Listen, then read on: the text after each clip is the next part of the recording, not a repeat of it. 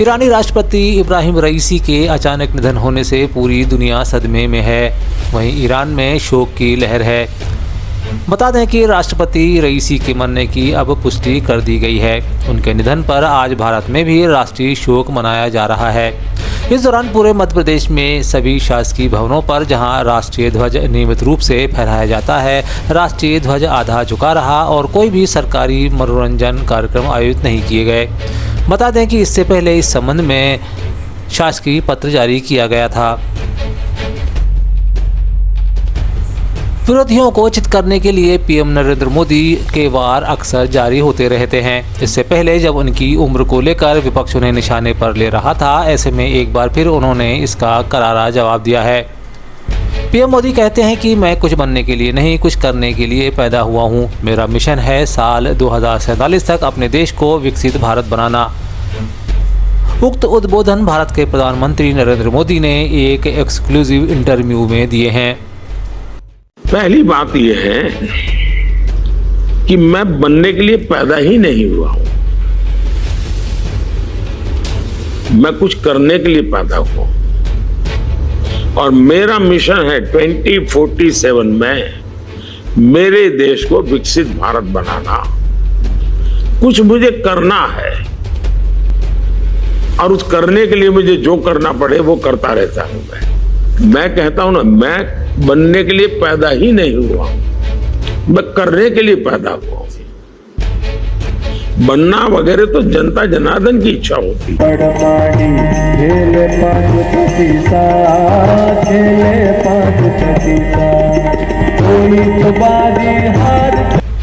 देश के पूर्व प्रधानमंत्री स्वर्गीय राजीव गांधी की 33वीं पुण्यतिथि पर आज उन्हें याद किया गया। इस मौके पर उनके समाधि स्थल वीर भूमि पर पहुंचने वाले राष्ट्रीय कांग्रेस के नेता मल्लिकार्जुन खड़गे, चेयरपर्सन सोनिया गांधी, राहुल गांधी सहित तमाम बड़े कांग्रेस के नेताओं ने उन्हें भावपूर्ण श्रद्धांजलि दी। इस मौके पर श्री खड़गे ने कहा कि देश की एकता और अखंडता के लिए अपना सर्वस्व अर्पण करने वाले श्री राजीव गांधी जी का यह देश सदा ऋणी रहेगा।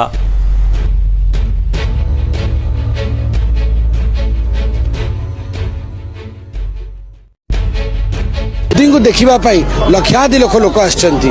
मोदी भक्त जगन्नाथ आमे सब होचु मोदी परिवारजन।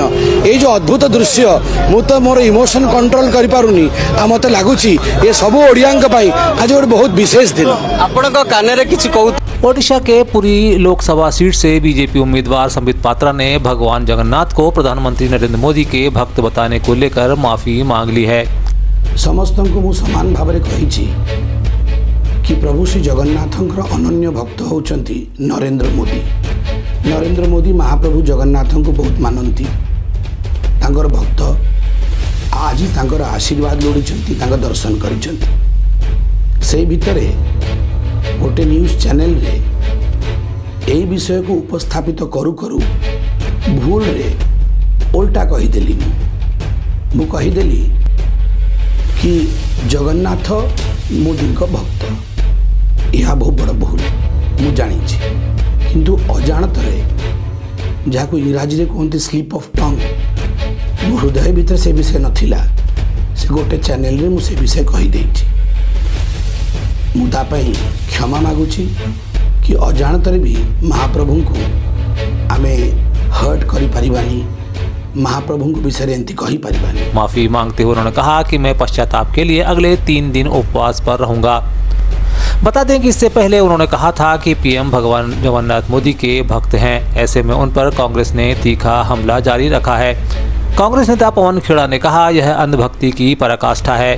पीएम को इस मामले पर तुरंत संज्ञान में लेते हुए संबित पात्रा को पार्टी से बर्खास्त करना चाहिए, क्योंकि उन्होंने भगवान का अपमान किया है।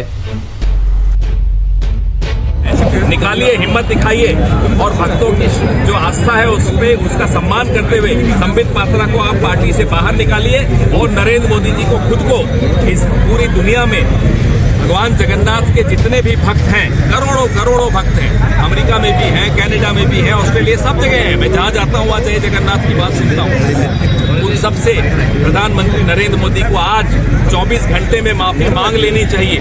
यही हम सबके लिए अच्छा होगा, इस सृष्टि के लिए अच्छा होगा, क्योंकि सृष्टि में जो आस्था है उससे बड़ा और कोई मुझे नहीं लगता आभूषण हमारे पास है। उसका अपमान करने का हक किसी को नहीं। दूसरी तरफ मध्य प्रदेश के कांग्रेस चीफ जीतू पटवारी ने एक्स पर लिखा, संबित का यह बयान 20 मई को तब जनता के सामने आया जब पात्रा के प्रभु मोदी जी उसी के समर्थन में रोड शो करने खुद पूरी पहुंचे थे। देशवासियों, यह सोचा समझा और बोला बताया गया बयान अचानक नहीं किया गया। हाल ही में सोशल मीडिया पर वायरल किर्गिस्तान में भारतीय छात्रों पर हमले को लेकर भारतीयों की बेचैनी बढ़नी लाजिमी है। ऐसे में भारतीय छात्रों की खैर खबर उनके परिजन तक पहुंचाने के लिए हर संभव कोशिश केंद्र सरकार द्वारा की जा रही है। बताया जा रहा है कि इनमें कुछ छात्र मध्य प्रदेश से संबंध रखते हैं। ऐसे में मध्य प्रदेश के सीएम डॉक्टर मोहन यादव ने किर्गिस्तान में रह रहे भारत के विद्यार्थियों से फ़ोन पर बात कर उनकी कुशलक्षेम जानी है। यही नहीं, मुख्यमंत्री छात्रों के परिजनों से भी चिंता न करने की बात कहते हैं। सीएम ने कहा कि मोदी सरकार उनकी चिंता कर रही है। स्थानीय स्तर पर विवाद के कारण किर्गिस्तान में अशांति की स्थिति है, लेकिन चिंता की कोई बात नहीं, सरकार उनकी परवाह करती है। इस दौरान सीएम ने हॉस्टल में रह रहे रोहित पांचाल, रवि सराठे और विवेक शर्मा से भी बात की। सीएम ने वीडियो कॉल के जरिए कहा कि उन्हें परीक्षाएं खत्म होने पर तुरंत वापस बुला लिया जाएगा। मध्य प्रदेश के कांग्रेस चीफ जीतू पटवारी ने आज मध्य प्रदेश के मुख्यमंत्री को पत्र लिखकर महिला अपराध पर अंकुश लगाने की मांग की है। पत्र में वे कहते हैं कि 2023-24 में महिला प्रताड़ना के सबसे ज़्यादा मामले सामने आए हैं, इसलिए आपसे अनुरोध है कि मुख्यमंत्री एवं गृह मंत्री पद को मजाक बनाना बंद करें। गंभीरता से यह विचार कीजिए कि महिलाओं के लिए प्रदेश में ऐसी कौन सी नीतियां बनाई जाएं जिससे उत्पीड़न के मामले कम हो सके। जीतू ने मांग की है कि अगले 30 दिन में एक एक्शन प्लान बनाइए और प्रदेश की महिला को यह बताइए कि वे अगले 4.5 साल किस तरीके से सुरक्षित महसूस कर सकेंगी।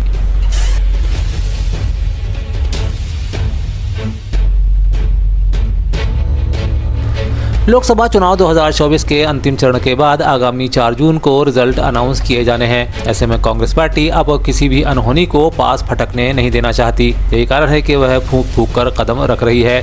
इसी के चलते अब आगामी मतगणना को लेकर वह पूरी तरह सतर्क है। ऐसे में आगामी 25 मई को मतगणना अभिकर्ताओं का प्रशिक्षण इसी रणनीति का हिस्सा बताया जा रहा है। बता दें कि हाल में भोपाल में आयोजित प्रदेश कमेटी की बैठक में इस विषय पर गंभीर चर्चा की गई। बैठक के निर्णय अनुसार आगामी 4 जून से पहले यानी 25 मई को कांग्रेस अपने मतगणना अभिकर्ताओं को खास प्रशिक्षण देने जा रही है। इस प्रशिक्षण के दौरान खासतौर पर किसी भी प्रकार की हेराफेरी से बचने के लिए मतदान के दौरान मिलने वाले फॉर्म 17C की क्रॉस चेकिंग कर यह सुनिश्चित करने का प्रशिक्षण भी दिया जाएगा कि उनमें किसी प्रकार की काट-छांट या बदलाव नहीं किया गया है। लोकसभा चुनाव 2024 के काउंटिंग से पहले कांग्रेस प्रत्याशियों में डर का माहौल है। यही वजह है कि इस संबंध में लगातार चुनाव आयोग से शिकायत की जा रही है। अब भोपाल लोकसभा सीट से कांग्रेस प्रत्याशी अरुण श्रीवास्तव ने चुनाव आयोग में शिकायत दर्ज कराई है। उनका आरोप है कि कांग्रेस कार्यकर्ताओं पर झूठे केस दर्ज कराकर उन्हें प्रताड़ित किया जा रहा है। साथ ही उन्होंने नरेला विधानसभा में पदस्थ एसीपी सुनील श्रीवास्तव को मंत्री का रिश्तेदार बताते हुए काउंटिंग से पहले एसीपी को हटाने की मांग की है। कांग्रेस छोड़कर भारतीय जनता पार्टी का दामन थामने वाले इंदौर के 3 पार्षदों की मुसीबत बढ़ सकती है। कारण है इंदौर शहर महिला कांग्रेस के अध्यक्ष सोनिया मिमरोड भाटिया द्वारा मध्य प्रदेश के राज्यपाल को याचिका भेजा जाना। इस याचिका में इंदौर के 3 पार्षद ममता सुभाष सुनेर, शिवम यादव एवं विनीता धर्मेंद्र मौर्य को पार्षद पद से बर्खास्त करने की मांग की गई है। याचिका में दरबदल कानून का हवाला देकर उन्हें पद से हटाने की मांग की है ताकि तीनों वार्डों में फिर से चुनाव संपन्न कराए जा सकें। बता दें कि इससे पहले 22 विधायकों ने जब कमलनाथ सरकार को अल्पमत में लाकर भाजपा की सरकार बनाई थी, तब दलबदल कानून के अंतर्गत 22 विधानसभा सीटों पर पुनः चुनाव संपन्न कराए गए थे।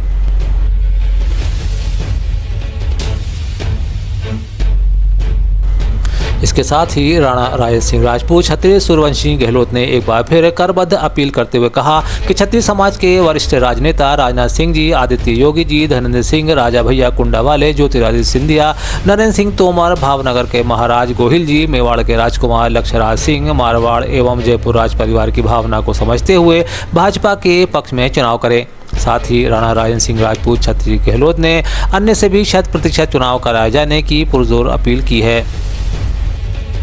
राणा राजन सिंह राजपूत छत्री सूर्यवंशी गहलोत ने देश एवं प्रदेश के समस्त छत्री राजपूत भाइयों एवं छत्राणी बहनों से देश के लोकसभा निर्वाचन में बढ़ चढ़कर भाग लेकर भारतीय जनता पार्टी के पक्ष में कमल के फूल का बटन दबाकर मतदान करने की पुरजोर अपील की है।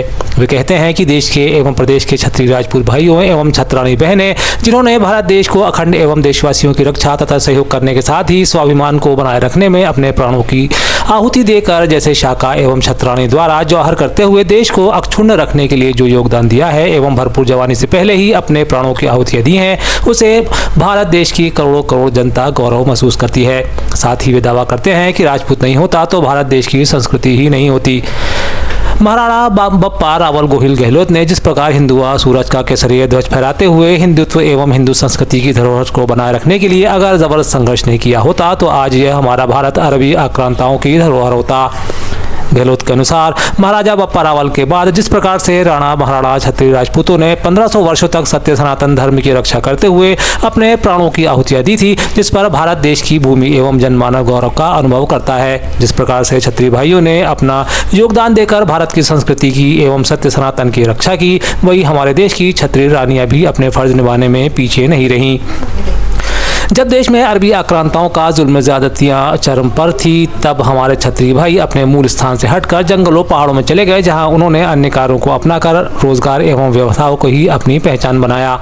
गहलोत यह भी दावा करते हैं कि छत्री धर्म के संस्कारों का आज भी पालन कर रहे हैं। ऐसे विस्थापित छत्रियों की संख्या देश में करीब 40% तक हो सकती है। मेरा उन सभी विस्थापित छत्री भाइयों के साथ समस्त राजपूत भाइयों से पुरजोर अपील है कि जब भारतीय जनसंघ का उदय हुआ तब से लगाकर भारतीय जनता पार्टी तक को पूर्ण सहयोग प्रदान करते हुए आज देश की बड़ी पार्टी के रूप में आगे बढ़ाने छत्री राजपूत भाइयों के योगदान को नकारा नहीं जा सकता। इसलिए मेरा सबसे अनुरोध है कि भारतीय जनता पार्टी के पक्ष में संपन्न होने वाले लोकसभा चुनाव में कमल के फूल का बटन दबाकर मतदान कर अपना क्षत्रिय धर्म निभाने में किसी प्रकार की कोताही नहीं बरतें। रही पुरुषोत्तम रूपाला जैसे नेताओं द्वारा की गई क्षत्रिय समाज के बारे में अभद्र टिप्पणी की तो हम उसकी घोर निंदा करते हैं। साथ ही देश के माननीय प्रधानमंत्री मोदी से आग्रह करते हैं कि पुरुषोत्तम रूपाला को अब आगे संगठन या सत्ता में किसी प्रकार की भागीदारी नहीं दी जाए। यही राजपूत समाज के प्रति सच्ची सद्भावना मानी जा सकेगी।